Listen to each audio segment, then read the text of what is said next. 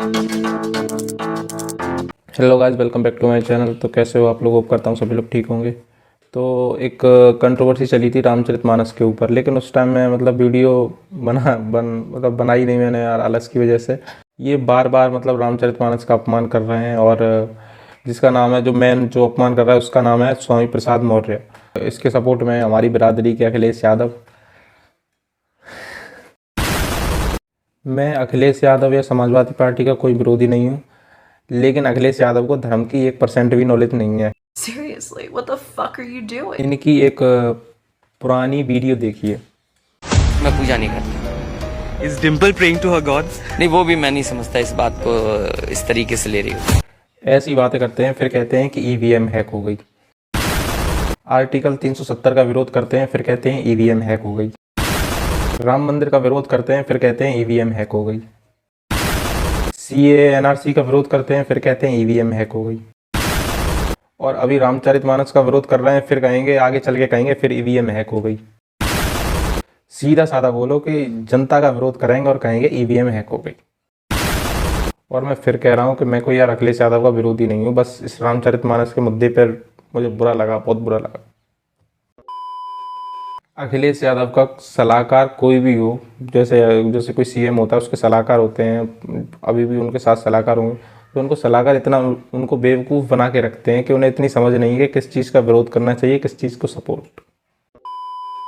जो ये चौपाई है, ढोल गवार शूद्र पसुनारी सकल ताड़ना के अधिकारी, तो इसके मैं 4 पॉइंट रखूँगा। अगर 4 पॉइंट भी नहीं मानोगे तो भाई अपना अपना व्यूज़ देख लेना। और रामचरितमानस कभी अखिलेश यादव या स्वामी प्रसाद मौर्य ने कभी खोल के भी नहीं देखी होगी अपनी ज़िंदगी में कभी भी, कि रामचरितमानस कोई किताब है, बस उसकी एक चौपाई लेके बैठ गए हैं और उसी पे पूरा बवाल कर रहा है। उन्हें तो ये भी पता नहीं होगा कि ये वो चौपाई कह कौन रहा है, किसको कह रहा है और किस लिए कह रहा है। जनता को आप मूर्ख समझना बंद कर दीजिए। इस प्रकार की बचकाना बातें किसी के गले नहीं उतरती, लोग मजाक उड़ाते। तो पॉइंट नंबर 1 है, ये है उसके फोटो, जो असली जो रामचरितमानस है। इससे ऐसा नहीं मैंने कहीं से भी कुछ चुराई है, तो ये है इसका मतलब। इसमें जब पहले उसमें लिखा गया है शिक्षा के अधिकारी, उसमें ऐसे एक जो पूरा पढ़ेंगे तो आपको पूरा समझ में आएगा उस क्या लिखा है।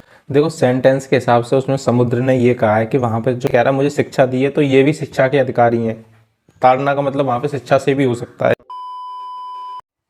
मेरा पॉइंट नंबर 2 है अवधी भाषा में, जिसमें ताड़ना का शब्द हो गया है। जैसे उसमें तो ताड़ना का शब्द शिक्षा से बताया है लॉजिक के हिसाब से, लेकिन इसमें अगर अवधी भाषा में ताड़ना को देखना के सेंस से भी कहा जाता है। जैसे कई बार आपने देखा होगा गांव की भाषा में या वैसे शहर में भी कई सारे लोग कह देते हैं कि किसी लड़की को देखो या वो करो तो देख रहे हैं, कि कह नहीं देते हैं कि आप वो देखो उसको ताड़ रहा है। मतलब ताड़ना देखने के सेंस से होता है, और अवधी भाषा में वैसे ही ताड़ना का अर्थ देखना ही होता है। इसको अब जब सेंटेंस को पूरा पढ़िए दोबारा से, प्रभु प्रभु बल कीन मोह सुख दीनी से एंड तक पढ़ोगे, तो जो ढोल गवार शूद्र पसुनारी है, इसमें कहीं भी ऐसा कोमा नहीं लगा है। तो ये जो गीता प्रेस गोरखपुर वाले हैं या कोई जो करते हैं, ट्रांसलेट करते हैं, तो वो बीच में कोमा लगा देते हैं। तो उसका पूरा अगर कोमा अगर हट भी जाए ढोल गवार शूद्र पसुनारी से, तो पूरा सेंटेंस चेंज हो जाएगा। जैसे कि अगर हम ये गवार और शूद्र के बीच से अगर कॉमा हटा दें तो पूरा एक सेंटेंस बन जाएगा गवार शूद्र, और पशु और नारी के बीच से कॉमा हटा दें तो पूरा सेंटेंस हो जाएगा पशु नारी। तो इसका मतलब ऐसे निकलेगा, जो ढोल गवार, ढोल तो मतलब है ही, गवार शूद्र, जो गवार शूद्र होते हैं, जो बेवकूफ़ या वैसे हरकतें करते हैं बेकार से, तो गवार शूद्र हो गए वो। और पशु नारी, जो पशु के समान जो नारी होती है, पशु की प्रवृत्ति वाली जो नारी होती है, तो उनको देखना के सेंस में या ताड़ना, अगर आपको ताड़ना ही मानना है तो वहाँ से अगर कॉमा हटा देंगे तो पूरा सेंटेंस ही चेंज हो जाएगा। अब मेरा है जो सबसे फेवरेट है, वो है पॉइंट नंबर 4, जिसमें मैं बताता हूँ राजीव दीक्षित जी के बारे में। जो राजीव दीक्षित के बारे में तो सबने सुना होगा।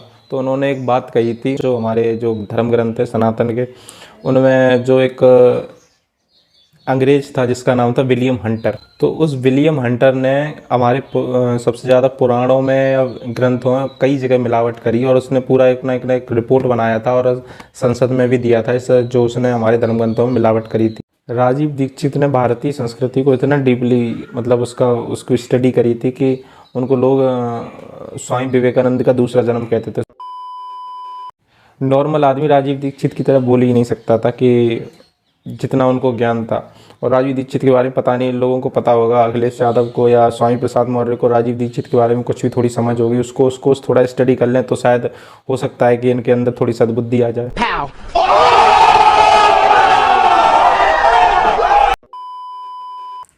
विलियम हंटर को इंग्लिश और संस्कृत की बहुत अच्छी खासी नॉलेज थी, मतलब बहुत बड़ा संस्कृत का वो बहुत बड़ा ज्ञाता था।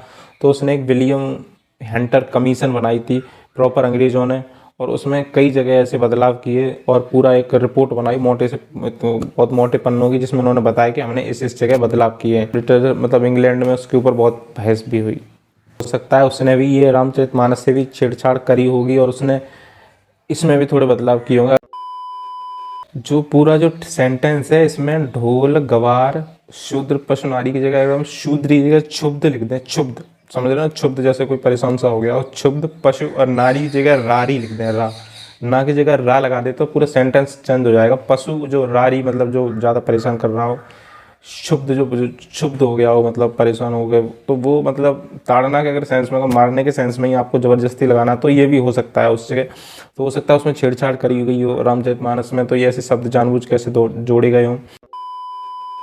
सबसे ज़्यादा जो उसने किया वो मनुस्मृति में बहुत ज़्यादा बदलाव किए थे। और अगर इसके बारे में अगर पूरी प्रॉपर वीडियो देखनी है आपको तो मैं इनके जो ये रहा उसका चैनल, ये जो भी इसका चैनल राजीव दीक्षित करके है, तो इसके आप देख लेना पूरा उन्होंने पूरा इसको एक्सप्लेन सही तरीके से किया। मैं तो भाई कर नहीं पाऊँगा। ये जो पॉइंट मैंने दिए हैं, 4 पॉइंट दिए हैं, इसमें अगर आपको 4 पॉइंट में एक भी नहीं मानना है तो मत मानो साहब, ये एक्सेप्टेबल नहीं है। अखिलेश भैया को तो इतनी भी समझ नहीं है कि वो शूद्र हैं कि क्षत्रिय हैं। अगर अखिलेश यादव अगर शूद्र हैं तो वो यादव नहीं हो सकते, और अगर यादव हैं तो वो शूद्र नहीं हो सकते, क्योंकि यादव तो भाई हमेशा से क्षत्रिय थे, यादव को हमेशा क्षत्रिय कहा गया है।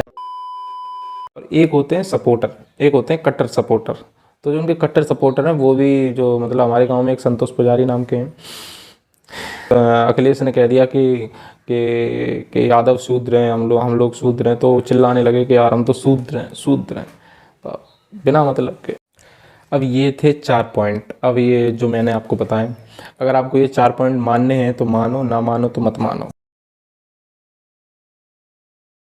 तो एक पॉइंट मैं अपनी तरफ से दे रहा हूँ, जो 5वां पॉइंट है, कि अगर ये उसका मतलब अगर ये है भी, मान लिया कि इसका मतलब ये गलत है, थोड़ा ताड़ना है, मतलब मारने पीटने के सेंस से है, पीटना के सेंस से होता है, तो अगर गलत है तो उसको अगर बदलाव कर भी दिया जाए उसमें थोड़ा, तो उससे क्या, मैं पूछ रहा हूँ उससे क्या, तो उससे क्या होगा, उससे क्या महंगाई ख़त्म हो जाएगी, बेरोज़गार मतलब सब लोगों को रोज़गार मिल जाएगा, सभी लोग अपना खुशहाल जीवन जीने लगेंगे उससे में थोड़ा सा चेंज करने पर है।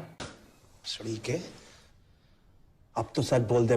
अगर वो इतना ही गलत था तो आपकी सरकार पहले भी रही है, आगे आपके मुलायम सिंह यादव की भी रही थी सरकार, मुलायम सिंह यादव ने कभी उस पर क्यों एक्शन नहीं लिया, तो आपने ही क्यों लिया, ये भी समझ में नहीं आ रहा। बाकी जो स्वामी प्रसाद मौर्य कर रहे हैं वो तो मुझे तो लग रहा है ये जानबूझ के पार्टी का नुकसान कर रहे हैं, और ऐसी हरकतों से कोई फ़ायदा होने वाला नहीं है।